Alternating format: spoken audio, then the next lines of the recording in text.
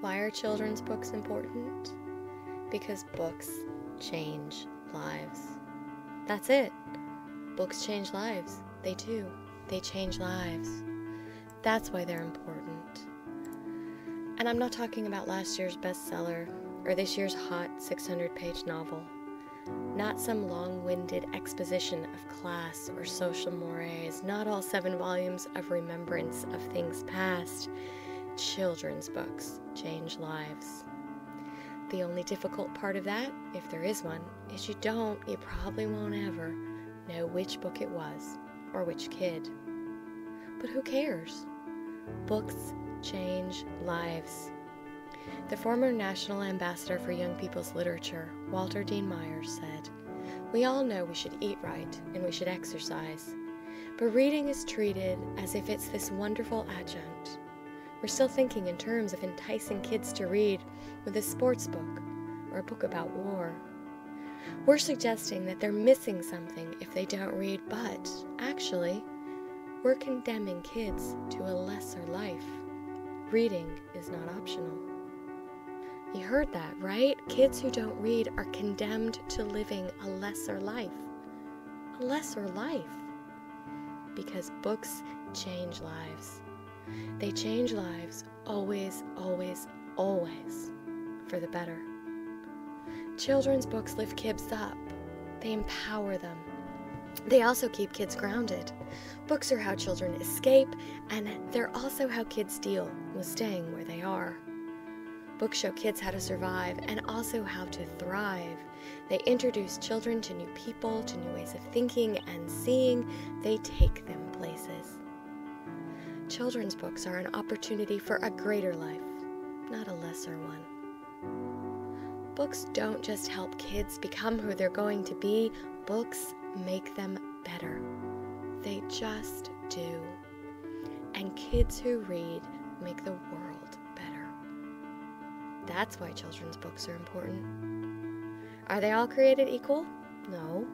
There is such a thing as a good book.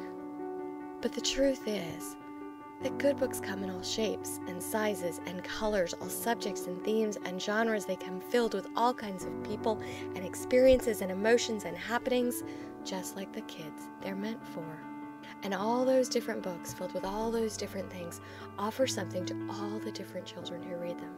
Something vital, something essential. Children's books enrich. They combine art and language in a way that is magical and timeless and relevant. Sometimes they also take children to another country or culture. But they always offer their readers potential, a chance, opportunity. Kids with books have better opportunities, more opportunities, measurably better and measurably more than kids without. Children's books are not optional. They matter. And getting those books to kids matters. Helping a child find the book, whichever one it happens to be, the book that will make a difference, the book that starts everything, matters. Oftentimes, but not always, the book is fiction. Stories. When we say reading is not optional, when we say books matter, that they change lives, that's not just nonfiction, not just facts, but stories. Because fiction speaks to children. There's a reason children's book authors get hundreds of letters and emails from kids. Fiction speaks to children. Every child has felt isolated, alone. The only person in the world who this has happened to, who feels like this, who hopes for this, dreams about this. Fiction says that's not true. It happened to this character, and it felt like this, and then something. It's about recognition, recognizing yourself and the people around you. Fiction speaks to children. It comforts, it challenges, it confronts. It's about providing a community. And it's about starting the conversation. Because bringing books and children together starts with reading aloud, starts with questions and pointing and talking and turning the page. Starts with meeting new people, hearing their stories, sharing your own. Then it continues. But first, and maybe best, books are a conversation. Reading books is not an option. Without reading, without books, without stories, where do you go? What kind of conversations are you left with? What kind of imaginations? Who are your heroes?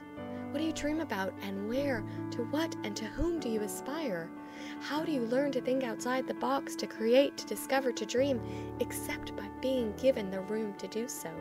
Inside your head, within the pages of a book. Books have room, space. It's not about decoding, it's not just about literacy. That's just the first step. Children's books hold potential, the future. They're not an option. It all matters. This sentence, this title, this book. Maybe a children's book can't change the world, but it can change the reader's world. It does. And then who knows? That's why this is so important. Getting the right book to the right child, that's why being part of UBAM matters. Kids pick books because of the cover and because someone they know told them about it. Someone they know suggested it, recommended it, shared it. And it may be the one, the book. You might not know which book it is, which kid, but know with 100% certainty that you've done it. And you're going to do it again. Change a kid's world for the better. What kind of amazing job is that?